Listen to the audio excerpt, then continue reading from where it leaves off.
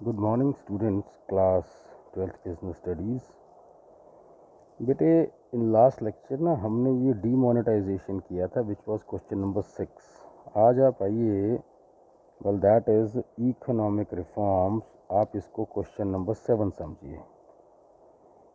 देखिए, economic reform since 1991 और new economic policy और changing scenario of Indian economic environment है क्या ये? The process of economic reforms was started by the government of India in 1991 for taking the country out of economic difficulty. जो country पे economic problems, economic crisis आए हुए थे, उससे उसको उभारने के लिए सरकार ने बेसिकली ये काम किए। वो थे लिबरलाइजेशन, प्राइवेटाइजेशन, ग्लोबलाइजेशन। ये तीन चीज़ें करी। इससे उनको लगा कि इकोनॉमी में सुधार आएगा। क्या है लिबरलाइजेशन? कहते हैं liberalisation is basically, just come up to the portion of liberalization. It is means to unshackling the economy from bureaucratic cobweb. देखिए, ये ब्यूरोक्रेटिक कॉबवेब क्या होता है सुनिएगा। आप लोग गवर्नमेंट ऑफिस में जाते हैं, कई बार गवर्नमेंट ऑफिस में जाके बंदा गवर्नमेंट की फॉर्मेलिटी से कई बार परेशान हो जाता है। आपको गलत मलत काम भी करने पड़ते हैं गवर्नमेंट ऑफिस में जाके, ऐसा सुनने में आता है। तो सरकार ने ऐसी कई पाबंदियाँ ख़त्म कर दी कि आपको वहाँ जाने की ज़रूरत ही ना पड़े, और मकड़ जाल से, सरकारी मकड़ जाल से जो पाबंदियाँ हैं उनसे आपको आज़ादी मिल जाए। कहता to do away with necessity of having a licence. जिस काम के लिए लाइसेंस चाहिए था उसके लिए आपको धक्के खाने थे सरकार के पास, उन्होंने लाइसेंस ही ख़त्म कर दिया। Freedom in determining the scale of business activities. पहले हम लिमिट बढ़वाने के लिए सरकार के पास जाते थे, आज उसकी भी ज़रूरत नहीं है। कहता है removing restrictions for the movement of goods and services from one place to another. एक चुंगी नाम की चीज़ होती थी, कुछ साल पहले की बात है, 20-25 साल पहले। एक शहर से दूसरे शहर में जब कभी माल जाता था तो कुछ पैसे के हिसाब से ऑक्ट्रॉय चार्ज किया जाता था। सरकार ने वो चुंगी भी ख़त्म कर दी। Freedom to fix the prices of goods and services. अपनी मर्जी का दाम फिक्स कर लो, आज़ादी दे दी। Reduction in rate of taxes, tax घटा दिए। Freedom from unnecessarily control over economy, कई प्रकार के कंट्रोल हटा दिए। सिंप्लीफाई कर दिया इंपोर्ट एक्सपोर्ट प्रोसेस को, सिंप्लीफाई कर दिया process of attracting foreign capital को। ये कैसे होता है, बात की बात है। सरकार ने कुछ आज़ादियाँ दी, अपनी तरफ से बाउंडेशंस ख़त्म करी, यानी कि सरकारी मकड़ जाल से आपको आज़ादी दिलवाई। This is liberalisation. Next is privatisation. कई सरकारी महकमों को प्राइवेट कर देना इस privatisation. In brief, privatization means such an economic process through which some public sector undertaking is brought either partially or completely under the private ownership। या तो fully या प्राइवेटली या पार्शली आप प्राइवेट सेक्टर के under आ जाते हो। इससे होगा क्या? Reducing the role of public sector. इससे सरकार का रोल कम हो जाएगा और प्राइवेट का रोल बढ़ जाएगा। तो बेसिकली क्या होगा, थोड़ी सी रिस्पॉन्सिबिलिटीज जब प्राइवेट के पास आएंगे तो इम्प्रूवमेंट के चांसेस हैं। रिड्यूसिंग फिजिकल बर्डन, सरकारी खर्चे का बर्डन कम हो जाएगा। Reducing the size of the government machinery.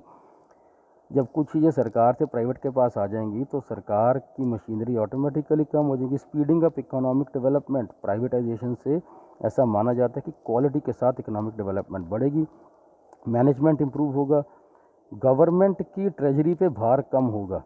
Increase in government treasury, भार कम होगा और उसके अंदर बेसिकली पैसा बढ़ेगा। Increasing competition by opening industries reserve for the public sector to the private sector. ऐसी कई इंडस्ट्रियां, मान लो केमिकल की इंडस्ट्रियां थी जो पहले सिर्फ सरकार ही चलाती थी, अब वो आप ये देख लीजिए प्राइवेट सेक्टर को दे दी गई। फॉर एग्जांपल, सुनने में आया कि रेलवेज प्राइवेट हो जाएंगी, ऐसा है नहीं अभी तक। रिलायंस दिलेगा, ऐसा है नहीं अभी तक, पर ये सुनने में आ रहा है। कई गवर्नमेंट डिपार्टमेंट से ट्रांसपोर्ट के प्राइवेट हो रहे हैं, आप सब देख रहे हैं। ऑब्जेक्ट ये था बेसिकली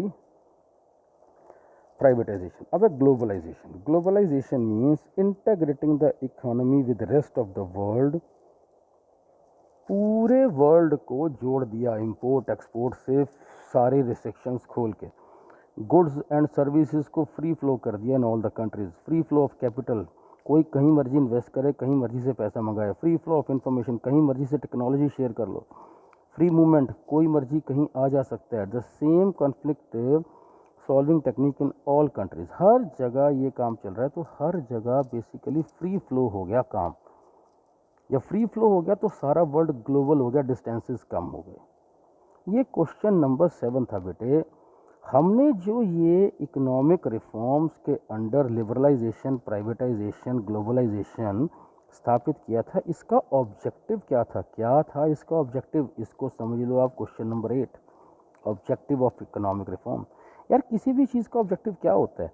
हम इम्प्रूव करेंगे, हम मॉडर्नाइज करेंगे, हम इनकरेज करेंगे। ये लिखा हुआ है, मॉडर्नाइजेशन कर दिया इंडस्ट्री को, एनकरेज कर दिया प्राइवेट सेक्टर को, अट्रैक्ट कर दिया फॉरेन इन्वेस्टमेंट को, एलिमिनेट कर दिया अनप्रोडक्टिव यूनिट्स को। तो ये क्या हो रहा है? हमारे ऑब्जेक्टिव थे कुछ भी मॉडर्नाइज करना, कुछ भी बेसिकली क्या कहते हैं, एनकरेज करना, इम्प्रूव करना, इंक्रीज करना फॉरेन एक्सचेंज को। अल्टीमेटली ये किसी भी संस्था का ऑब्जेक्टिव होता है, यही सरकार का ऑब्जेक्टिव था, जिसके अगेंस्ट उसने बेसिकली लिबरलाइजेशन, प्राइवेटाइजेशन, ग्लोबलाइजेशन को बेसिकली लागू किया। अब कहता है major steps of economic reforms.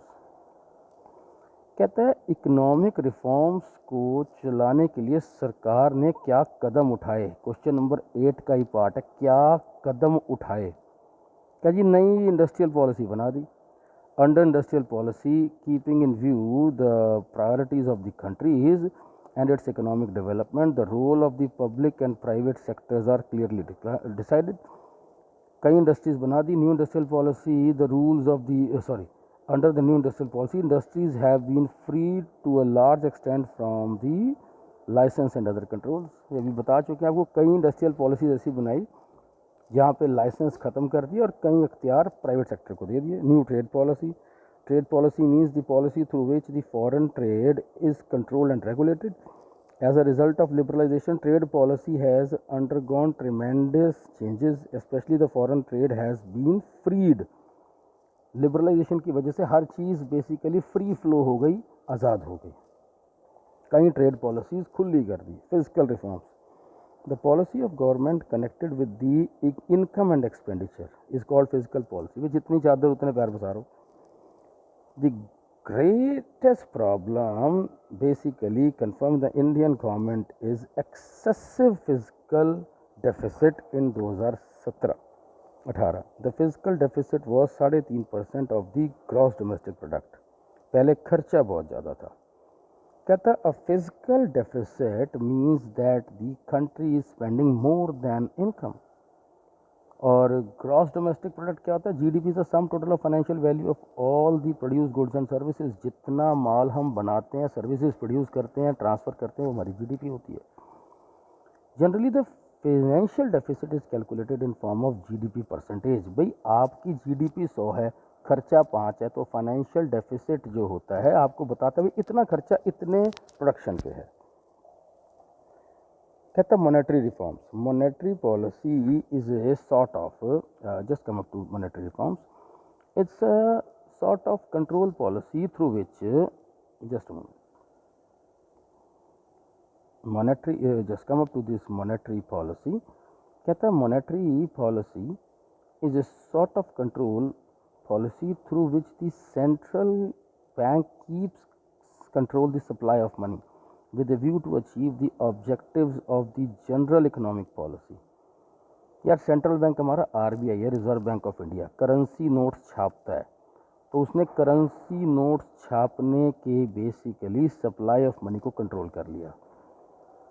Capital market reforms, the market in which securities are sold and bought. अभी आप आगे चल के पढ़ोगे शेयर्स एंड डिबेंचर्स की जो मार्केट है, स्टॉक एक्सचेंज जो मार्केट है, उसको कैपिटल मार्केट रिफॉर्म्स कहते हैं।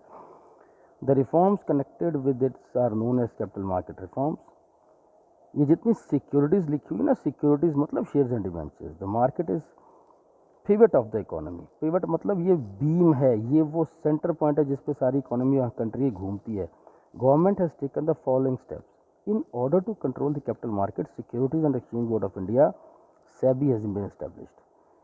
सेबी बेटे आपका चैप्टर 10.2 में पूरा पोर्शन है। Securities and exchange board of India government की वो बॉडी है, वो संस्था है जो शेयर डिबेंचर्स की खरीद फरोख्त को चेक करती है, उसके ऊपर एक संस्था है। Restriction in respect of interest on debentures has been lifted. Now it is decided on the basis of demand and supply. कहता restriction in respect of interest on debentures, interest on debentures को lift कर दिया गया in the sense कुछ ऐसे आज़ाद कर दिया कि डिमांड एंड सप्लाई के हिसाब से आपको इंटरेस्ट देंगे, फिक्स कई बार नहीं देंगे. Private sector has been permitted to establish, private sector has been, just a moment बेटे, एक second, has been permitted to establish mutual fund. Mutual fund एक वो तरह की स्कीम है जिसमें पैसा कुछ तो फिक्स आपको इंटरेस्ट मिलता है, कुछ मार्केट में लगा दिया जाता है, मार्केट में लगाने के बाद मार्केट वैल्यू के हिसाब से पैसा बढ़ता भी और घट भी जाता है. कहता है डिसमेंटलिंग प्राइस कंट्रोल, कहता है प्राइस कंट्रोल का मतलब है अपनी मन मर्जी का MRP लगा दो आप किसी भी सामान पे और टैक्स उस हिसाब से दो. Government has taken steps to remove the price control too in case of many products. कहता price control means that the companies will sell goods at prices determined by the government. Price control, government has taken steps in remove price control in case of many product. कहता है लेकिन government के खाद्य पदार्थ को छोड़ के, कहते हैं खाद्य पदार्थ तो गवर्नमेंट ही बेसिकली डिसाइड करेगी कि आटा दाल चावल कितने का बेचना है, बाकी पे प्राइस कंट्रोल हटा दिया. You can do at your own. तो बेटे अभी तक आप ये क्वेश्चन नंबर 8 तक करिए. In the next chapter I will finish up this chapter, लेकिन अभी इसकी बैक एक्सरसाइज और rest of the case studies करेंगे. That's it, good bye.